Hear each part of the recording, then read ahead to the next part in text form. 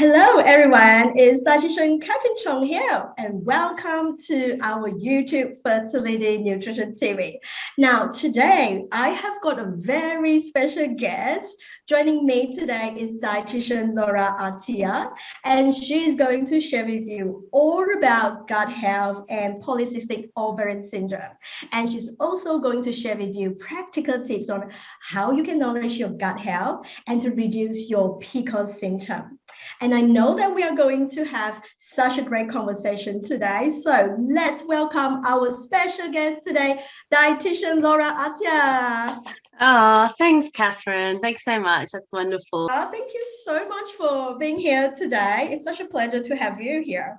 Thank you. Such a pleasure to have you. It's always wonderful being a part of what you're up to because you're always up to something new and different. So yes, thank you. Now I know that so we both met in the Nutrition Plus group, yes. Which is an international group of fertility specialized dietitians and also women's health dietitians who share the same interest. That's how we met.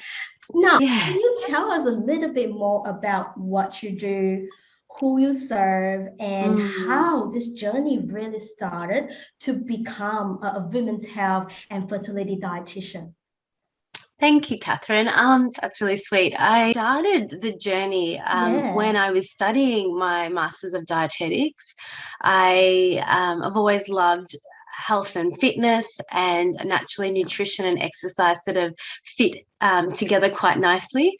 So I turned that interest into physical activity to a job and became a personal trainer and Pilates instructor along the way.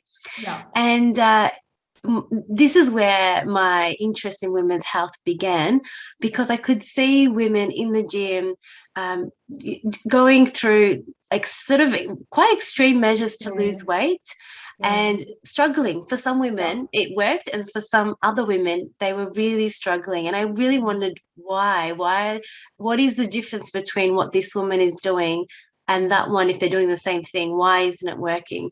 So as I became a dietitian, my clients actually continued with me, and I learnt more about PCOS, and I could see those same clients as I became a mother struggle to conceive. And that really for me it made me really question, what else can we do for women who are suffering with PCOS? And interestingly, that's where diet, as we're going to talk about today, is one of the key guidelines. Is one of the things that we should be talking more of, because it's the first line strategy that most women don't get enough information about. So I guess it's been a long sort of journey to where I am now, but I've when I see my clients improve their quality of life and help them to not only improve where they are, but also fall pregnant, it's really rewarding. So that's how Dietitian for Mums has come about. It's just really through my clients' journey, and then for my passion and love for women's health and the power of nutrition. Yeah, so good and so inspiring. Thank you for sharing with us.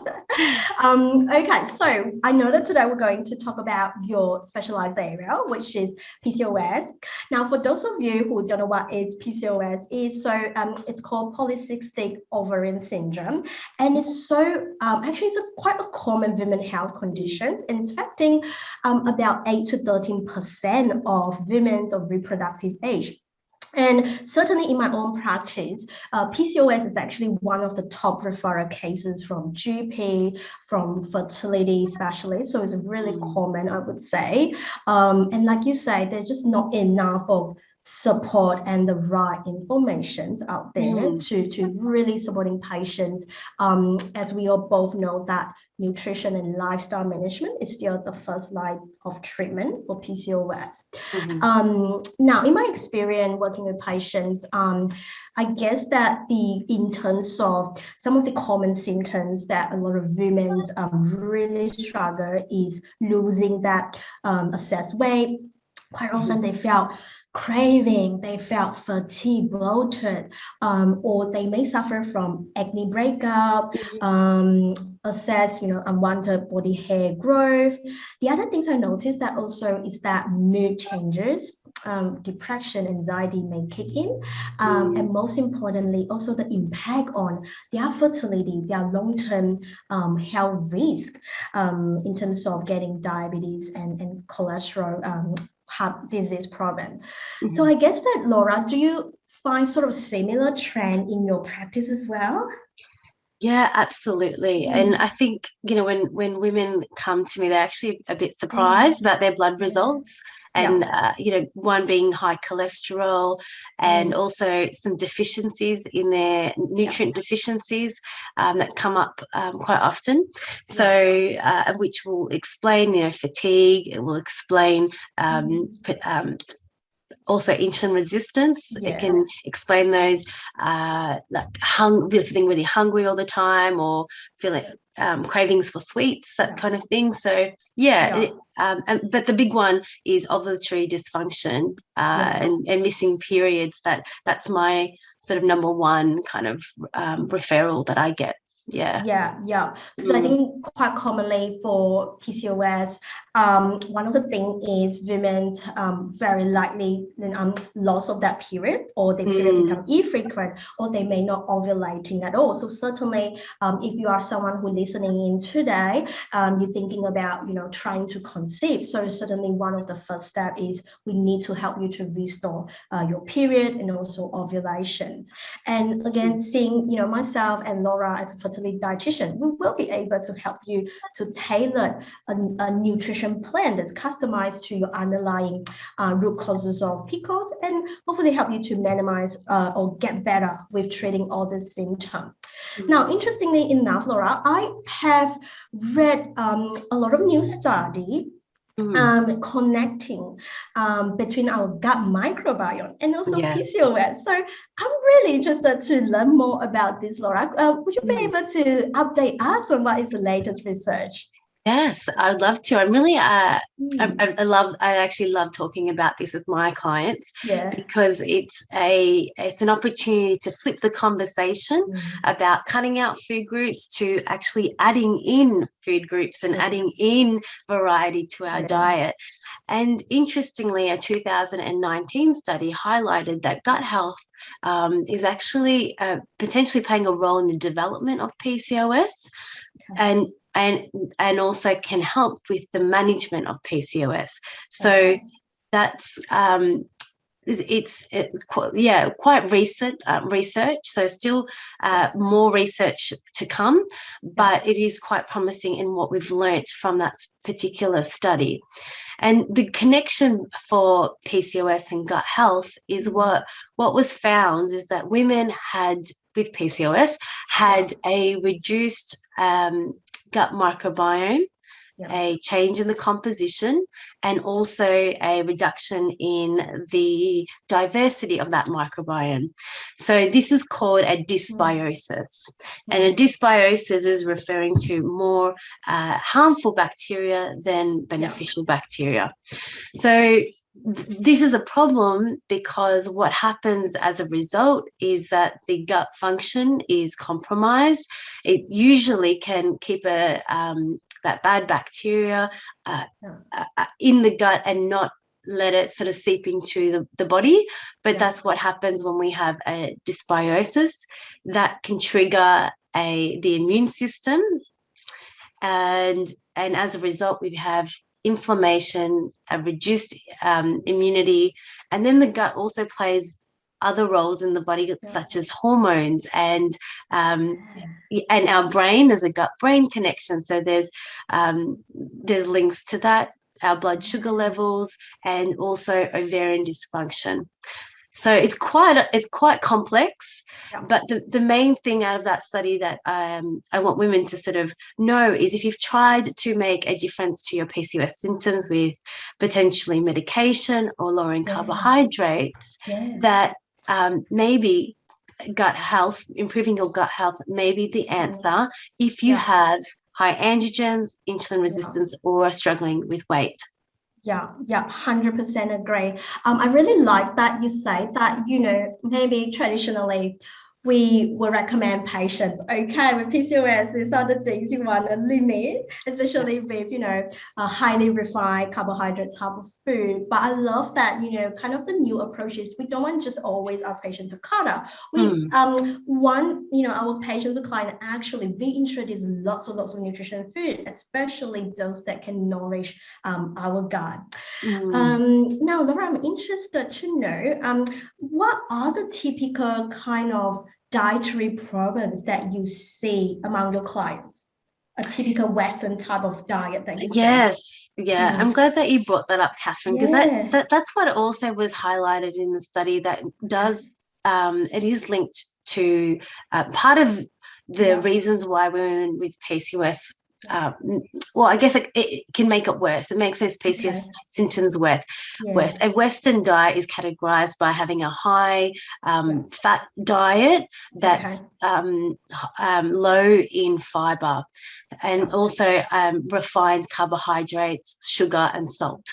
So thinking about that, it doesn't allow a lot of food for our microbiome to grow and flourish, and obviously for us to benefit from that. So I guess that definitely one of the things that I would suggest my PCOS clients to do is definitely to reduce that unhealthy fat. Now, talking about the fiber, what would you suggest a first key, I guess, simple step for our audience here that can help to boost that gut? Yeah, so feed with fiber. Our gut loves fiber, but unfortunately, we're just not getting enough of it. Only 7% of Australians actually meet the 5 serves of vegetables a day, according to the Australian guidelines. So we're not doing so great on the vegetables, but if we're increasing plant foods as a whole, we are going to increase dietary fiber. So plant foods are your fruits and vegetables, but also your legumes, your nuts and seeds and whole grains. So the goal is to have at least aiming for 30 grams, 25 to 30 grams per day. Now, that can be hard to know, what is 30 grams. So you can use a free app like MyFitnessPal and actually sort of track what you're eating for a couple of days, and then that will give you a gauge of how much fiber that you are currently eating and how much more that you may need to eat. But some simple things that you can do to improve your fiber, if you find that you do need to up the fiber intake, is so aim for half your plate to have more like vegetables or salad. Use your snack times to have some whole fruit and vegetables to be a part of your sort of snacks. But also like using your beans and lentils in your main dishes, either having one night or 2 nights a week where it is a meat-free night, or if you can't do that, that's okay. Even just if you're having a bolognese, I know for some people that is a bit of a shock, but even if you're having a bolognese, having half mince and half lentils or beans is a great way to try and include more fiber in your diet. Yeah, for sure. Love all these tips. And I guess that one of the points also highlight that it's try to include a variety of different types of fiber in your diet. That's the key, because we know that in research also the diversity of plant food that you eat is also the key. And don't forget, plant food, including some of the whole grain food as well, are essential key nutrient for fertility, especially if you are trying to conceive. It's rich in vitamins, mineral, and all the natural plant-based antioxidants. A lot of my patients, and when they come and see me, quite often I get asked about probiotics, right? So a lot of people also confused about what actually is probiotics or prebiotics. Can you give us a little bit of insight on what exactly are these two things? Yes. So probiotics, we'll start with probiotics because I think that's a more common term. Probiotics are a bacteria that's been identified as beneficial to the host. So they've been studied and they've been identified as these are the species that are helpful to us and that we want to be having more of in our diet. But for them to thrive and grow, they need something called prebiotics, and that's the specific type of food that they like to eat for them to grow. So that's why, as you touched on, Catherine, diversity is really important, because we want to make sure that we're feeding all the different types, because the microbiome is not just bacteria, it's also fungi, it's also viruses, it's a collection of many different microorganisms. So we want to make sure that we're feeding them all, and we're feeding the good ones in particular with prebiotic foods. So prebiotic foods are they're readily found in our plant foods again, but one particular one that we want to be having a little bit eye on is inulin. So having daily inulin, a prebiotic fiber that's found in your fruit like banana, apricot, vegetables like asparagus and garlic, leek as well, and grains. Can have them in almonds or rye, so they're readily available, but also your legumes that we talked about before, which I love, because I find that you can have them easily stored in the pantry and great for a quick lunch where you can throw them in to, with a protein like tuna, and you've got a really diverse and nourishing and I think delicious dish. It's just so versatile in literally, every recipe. It's easily to add into it, isn't it? Yeah, that's right. So your inulin is a type of prebiotic fiber that was particularly helpful in an animal study that showed it can actually reduce androgens and insulin resistance if we're having a daily amount of inulin. That's all exactly what we want with PCOS. We want to help women to really balance their hormones. So I'm glad that you share all this tip with us. Now, my last question for you, Lora, is a lot of people also ask, should they be taking a probiotic supplement? Or if they do, which type should they buy? Yeah, look, I mean, a great way to start is to have more fermented foods in your diet, which contain prebiotics, particularly a yogurt with live cultures. That's a good place to start, or miso or sauerkraut. These are great foods to start. But when we're talking about a probiotic supplement, there are thousands of strains of probiotics, and not all of them are going to be beneficial for someone who has PCOS, because what the studies have shown is that specific strains and the amount also matter. And so it depends on the woman who's come in and what symptoms she has. So I wouldn't be prescribing any probiotic, and I wouldn't recommend anyone to just grab anything, because we want it to actually have a benefit and not to be wasting your money. And that's when a fertility dietitian like myself or Catherine can really personalize and prescribe a probiotic that's individualized and suitable for you, but one that that's going to be actually of benefit to your sort of PCOS symptoms. So valuable, definitely, but if it's personalized, then that's where the maximum benefit's going to occur. Yeah, 100% agree. I think with probiotic supplement is you really need to look at that specific beneficial strain in the right amount as well. So I would definitely suggest, again, working with a fertility dietitian, either me or Lora, to really help you to analyze what type of suitable supplement for you. All right, Lora, you are incredible. Thank you so much for sharing all these tips for our audience today. I'm sure that a lot of our audience has learned so much on gut health, nutrition, and PCOS. Now, tell me, where can people learn more about you and your service? Amazing. You can find me on my website. So that's just dietitianformums.com.au.